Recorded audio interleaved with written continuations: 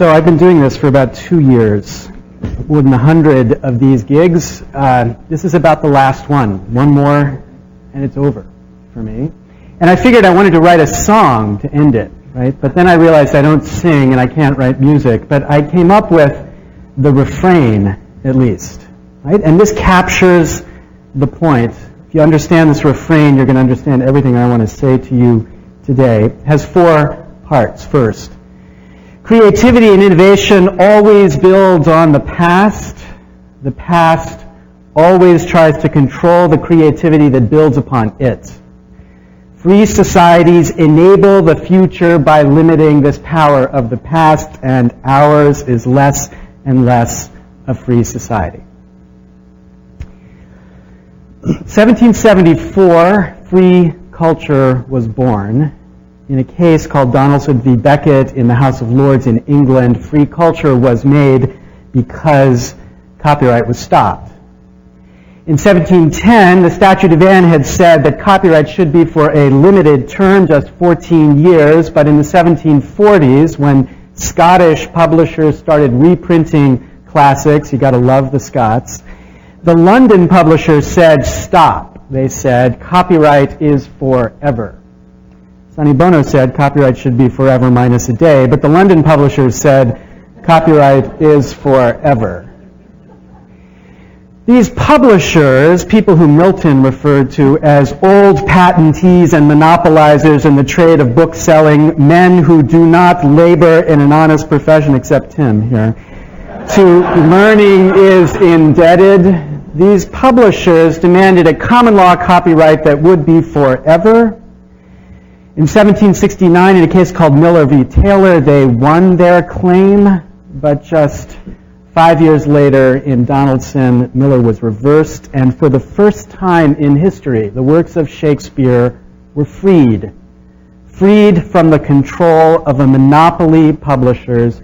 Freed culture was the result of that case. Remember the refrain. I would sing it, but you wouldn't want me to. Okay. Well, by the end, we'll see.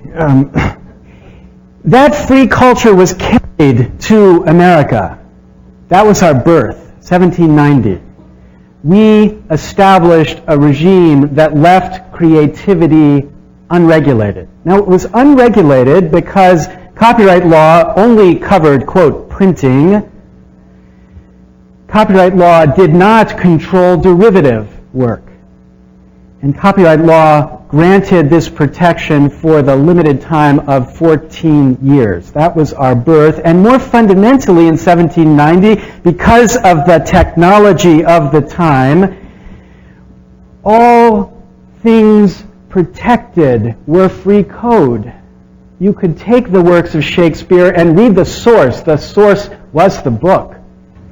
You could take the work of any creativity protected by the law and understand what made it tick by studying it. This was the design and the regime, and even in the context of patents, there were transparent technologies. You didn't need to take the cotton gin and read the patent to understand how it worked, right? You could just take it apart. These were legal protections in a context where understanding and learning was still set free.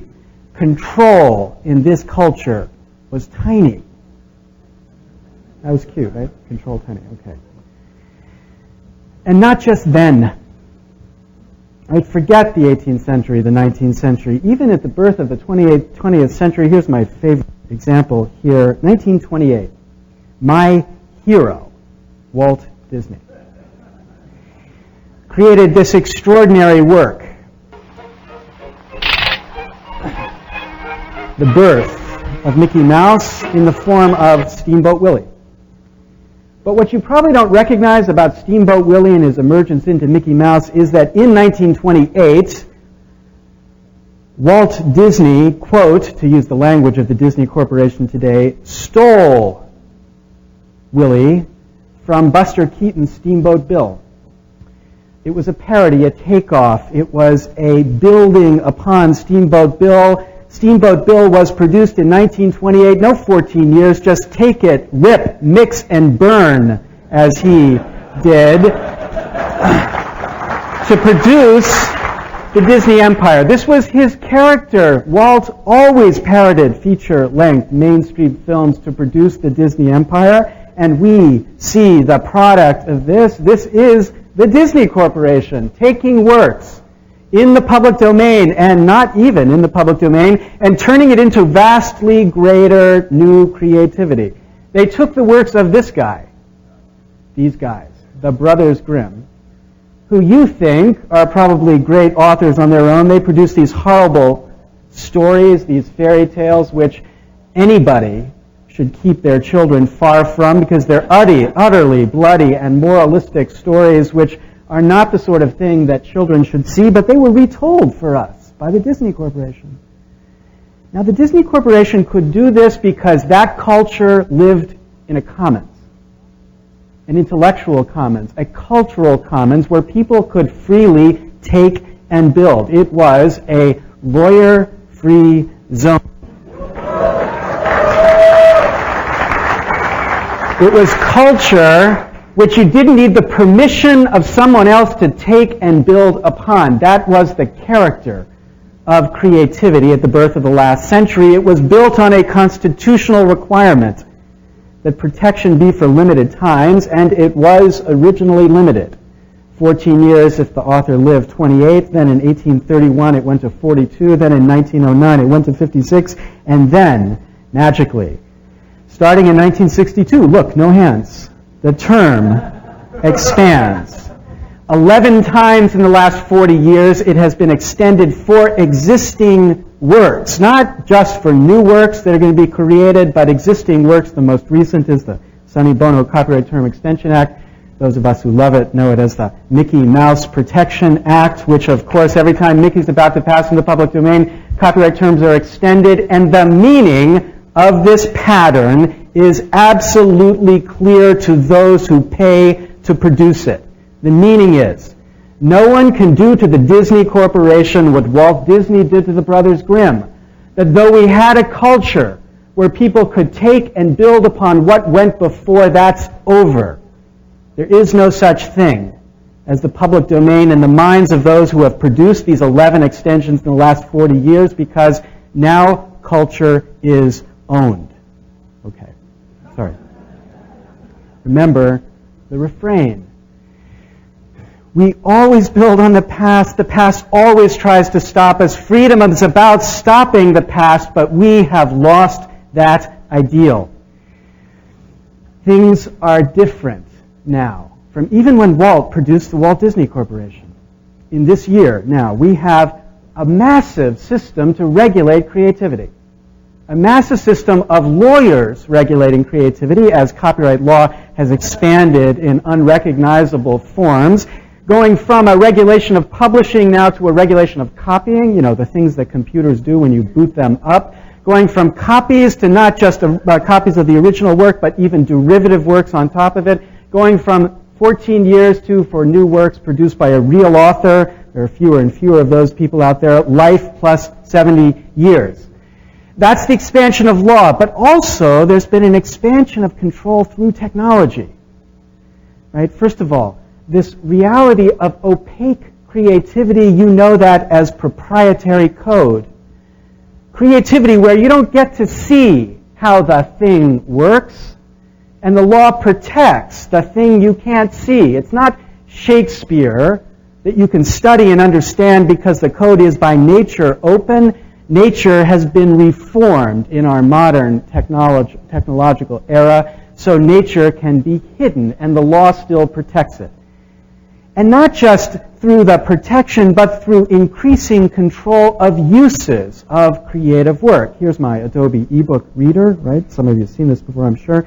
Here's Middlemarch. This is a work in the public domain. Here's the, quote, permissions. A lawyer had something to do with this, that you can do with this work in the public domain, right? You're allowed to copy 10 selections into the clipboard every 10 days. Like, who got these numbers? I don't know. But you can print 10 pages of this 4 million page book every 10 days, and you're allowed, feel free, to use the read aloud button to listen to this book, right? Now, Aristotle's Politics, another book, in the public domain, never really protected by copyright.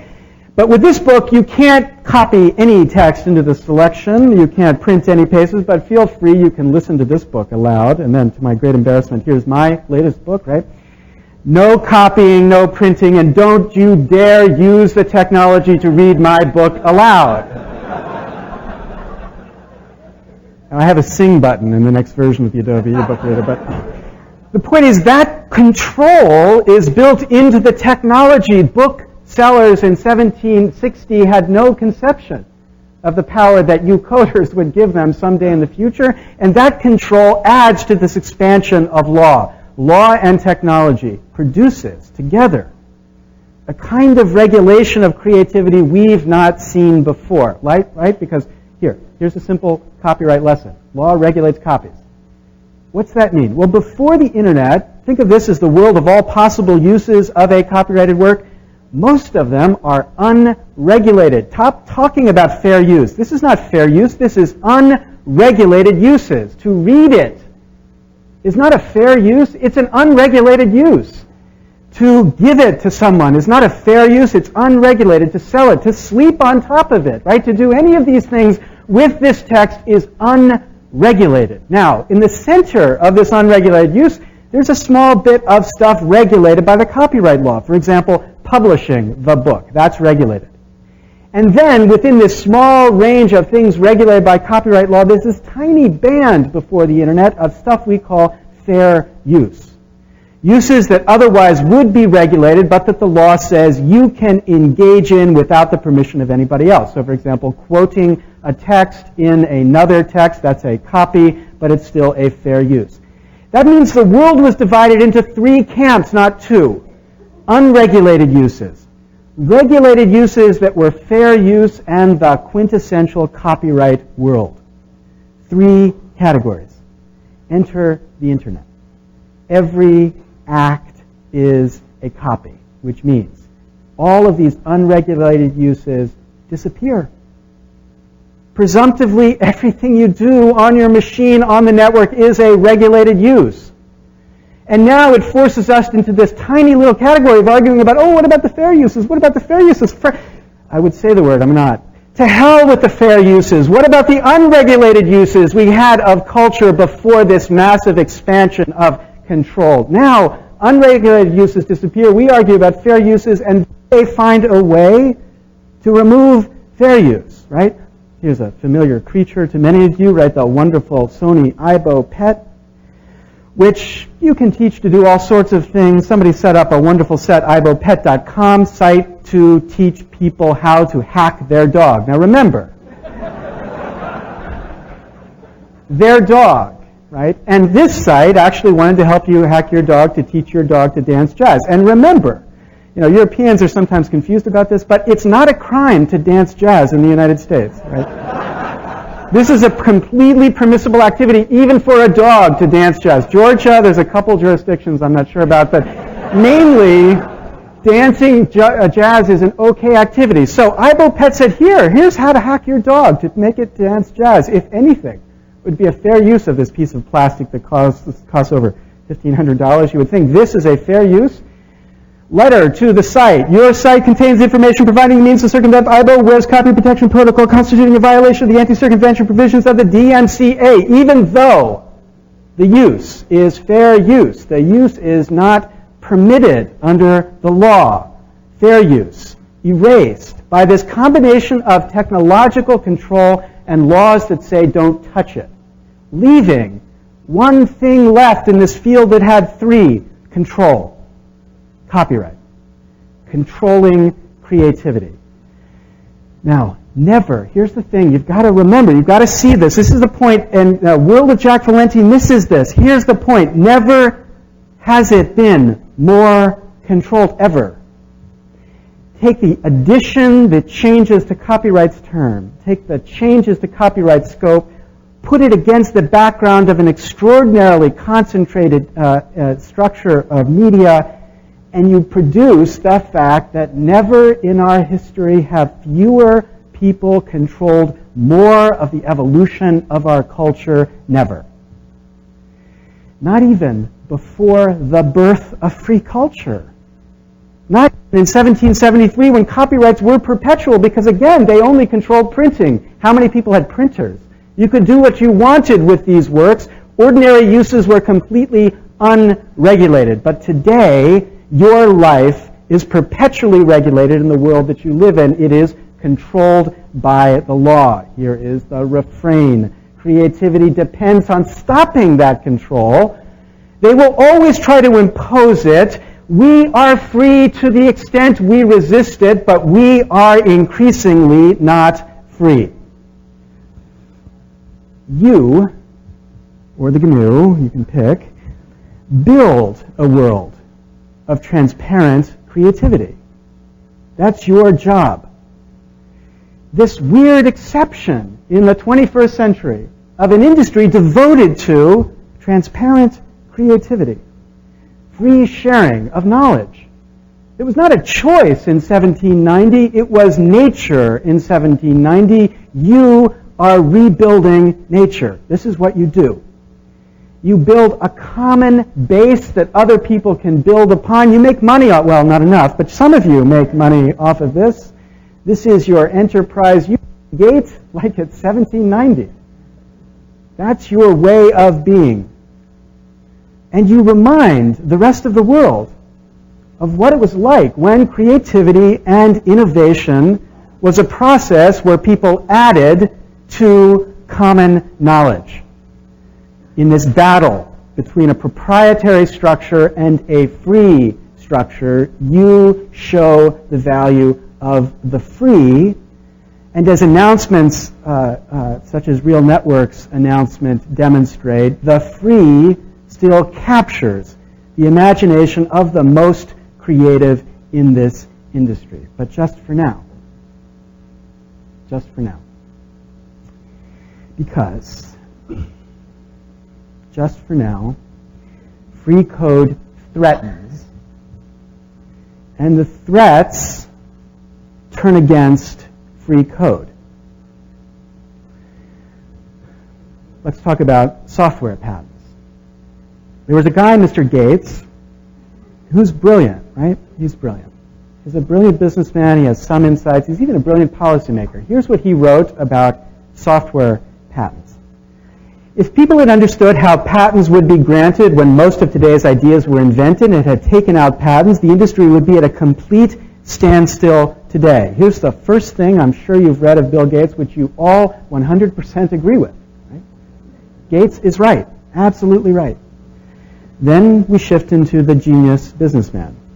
The solution is patenting as much as we can. A future startup with no patents of its own will be forced to pay whatever price the giants choose to impose. That price might be high. Established companies have an interest in excluding future competitors. Excluding future competitors. Now, it's been 4 years since this battle came on your radar screen in a way that people were upset about. 4 years, and there has been tiny changes in this space. Of course, there's a bunch of Tim changes, right? Tim went out there and he set up something to attack bad patents. That was fine. There was a bunch of Q. Todd Dickinson changes. He was the former head of the Patent Commission, never saw a patent he didn't like, but he said some things to make some minor changes in how this process should work. But the field has been dominated by apologists for the status quo. Apologists who say, oh, we've always patented everything, therefore we should continue to patent this. People like Greg Aronian, who goes around and says, see, every single patent out there is idiotic, but turns out the patent system's wonderful and we should never reform it at all. Right? This is the world we live in now that produces this continued growth of software patents. And here's the question, what have you done about it? What have you done about it? Excluding future competitors, that's the slogan, right? And that company that gave birth to the slogan that I just cited has only ever used patents in a defensive way, but as Dan Gilmore has quoted, they've also said, look, the open source movement out there has got to realize that there are a lot of patents at stake. And don't imagine we won't use them when we must. Now, the thing about patents is they're not nuclear weapons, right? It's not physics that makes them powerful, it's lawyers and lawmakers and Congress. And the thing is, You can fight all you want against the physics that makes a nuclear weapon destroy all of mankind, but you can succeed not at all. Yet you could do something about this. You could fuel a revolution that fights these legal threats to you. But what have you done about it? What have you done about it? Second, the copyright wars. Right? There's a certain sense in which these are the Homeric tragedies, right? And I mean this in a very modern sense. Here's a story. So there was a documentary filmmaker who's making a documentary film about education in America. And he's shooting across this classroom with lots of people, kids, completely distracted, a television in the back of the classroom. When they get back to the editing room, they realize that on the television you can barely make out the show for 2 seconds. It's The Simpsons, Homer Simpson on the screen. So they call up Matt Groening, who was a friend of the documentary filmmaker, and said, is this going to be a problem? It's just a couple seconds. Matt says, no problem. Call so-and-so. So they called so-and-so. So-and-so said, call so-and-so. Eventually, so-and-so's always end up to be lawyers. So eventually they got to the lawyer and they said, this is going to be a problem. It's a documentary film. It's about education. Just a couple seconds. The so-and-so said $25,000. He said, $25,000? It's a couple seconds. What do you mean $25,000? The so-and-so said, I don't give a goddamn what it is. For $25,000 or change your movie. Now you look at this and you say, this is insane. It's insane. And if it's only Hollywood that has to deal with this, okay, that's fine. Let them be insane. The problem is their insane rules are now being applied to the whole world.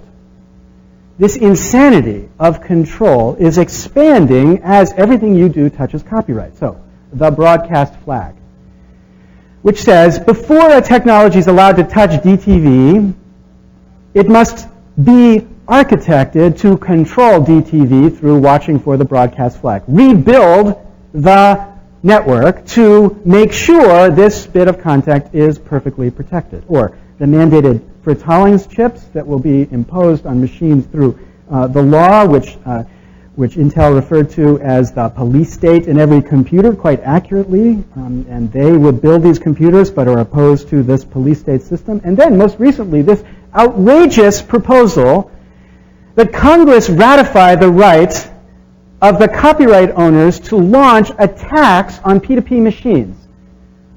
Malicious code that goes out there and tries to bring down P2P machines. Digital vigilantism. And not only does, you're allowed to sue if they do it and they shouldn't have done it, but you have to go to the Attorney General and get permission from the Attorney General before you're allowed to sue about code that goes out there and destroys your machine when it shouldn't be allowed to have destroyed your machine. This is what they talk about in Washington. This is what they're doing. And the question is, this is their, as Jack Valenti says, terrorist war they're fighting against you and your children, the terrorists, right? Now you step back and you say, for what? Why? What's the problem here? And they say, it's to stop the harm which you are doing. So what is that harm? Right? What is the harm which is being done by these terrible peer-to-peer networks out there?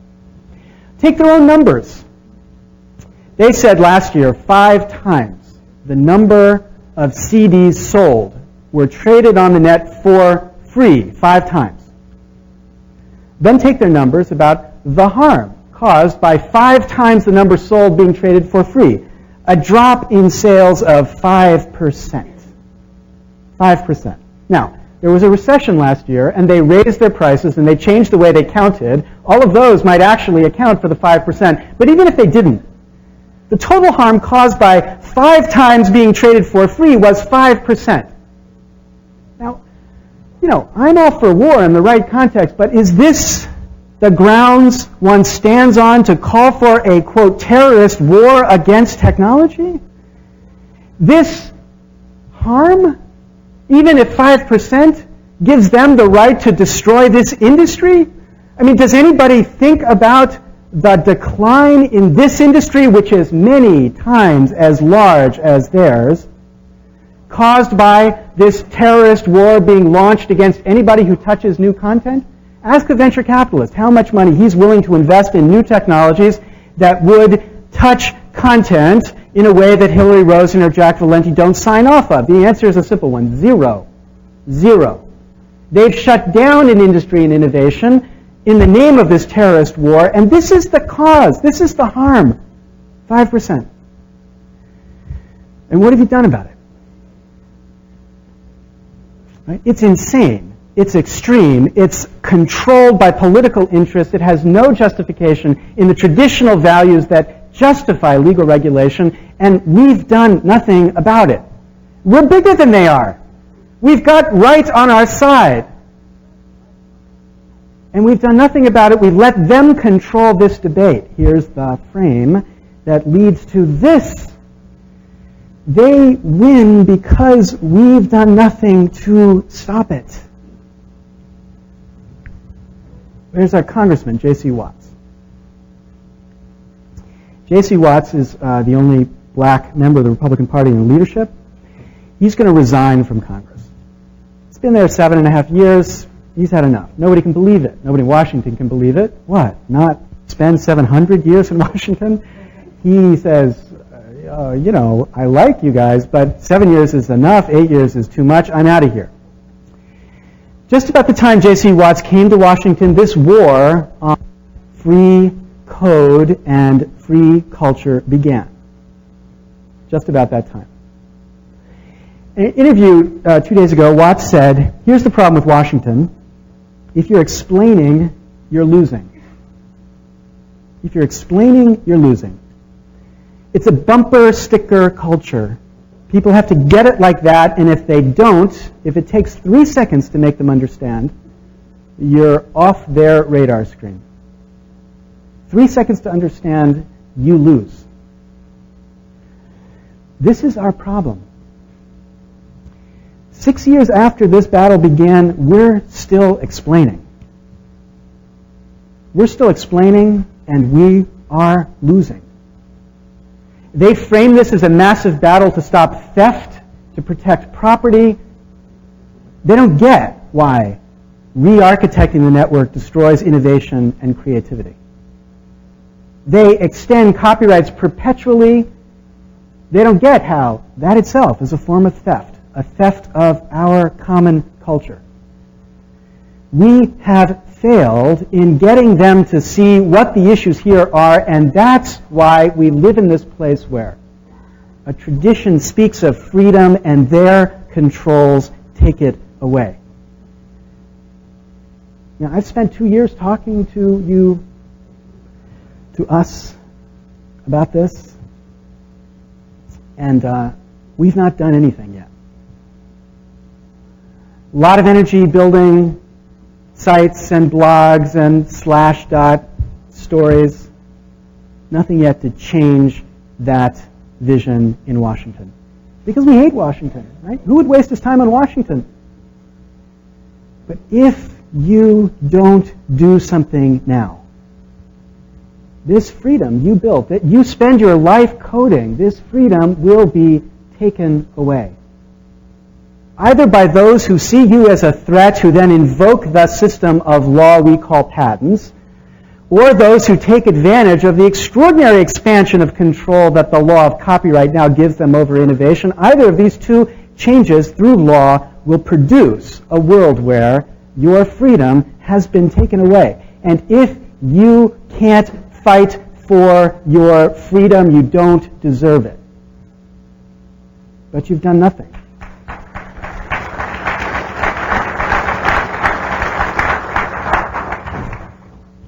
There's a handful. We can name them. The people you could be supporting, you could be taking. Like just put this in perspective. How many people have given to EFF? Okay. How many people have given to EFF more money than they give to their local telecom to give them shitty DSL service? See? 4. How many people have given more money to EFF than they give each year to support, name the monopoly that they're supporting, to support the other side?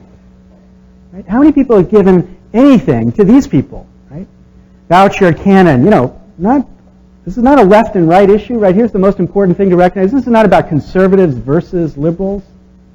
In our case in Eldred, we have this brief filed by 17 economists, including Milton Friedman, James Buchanan, Ronald Coase, Ken Arrow, lunatic, left-wing liberals, right? Friedman said he'd only join it if the word no-brainer existed in the brief somewhere. I think this was a complete no-brainer for him. This is not about left and right. This is about right and wrong. That's what this battle is. These people are from the left and right. Hank Parrott, I think the grandfather of cyberspace, the law of cyberspace running in Illinois, is struggling to get support to take this message to Washington. These are the sources, the places to go. Then there's this organization. Now, some of you say, I'm on the board of this organization. I fight many battles on that board. Some of you say, we're too extreme. You say that in the wrong way, right? You send emails and say, you're too extreme, you ought to be more mainstream. And I'm with you. I think EFA is great. It's been the symbol. It's fought the battles, but, it's fought the battles in ways that sometimes need to be reformed. Help us. Don't help us by whining. Help us by writing on the check you send in. Please be more mainstream, right? The check, right? This is the mentality you need to begin to adopt to change this battle, because if you don't do something now, then in another 2 years, somebody else will say, okay, 2 years is enough. I got to go back to my life. They'll say again to you, nothing's changed, except your freedom, which has increasingly been taken away by those who recognize that the future is against them, and they have the power in D.C. to protect themselves against that future. Free society be damned. Thank you very much.